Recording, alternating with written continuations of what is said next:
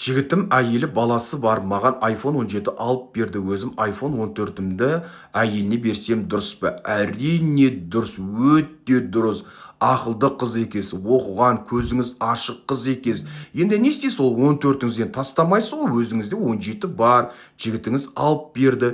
Енді 14-іңіздің стеклосын ауыстырып, женский бір әдемі чехол кигізіп, және де өзіңіздің кимейтін киімдеріңіз болса, бәрін пакетке салып, жігітіңізден беріп жіберіңіз, жігітіңізге айтыңыз, мынаны әйеліңе апарып бер.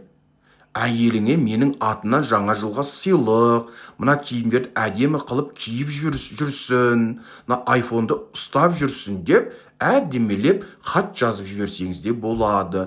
Құрбы, ренжіме, маған iPhone 17 алып беріп еді күйеуің, енді мыналарды саған беріп жібердім, игілігіңе жарат деп жазып жіберіңіз.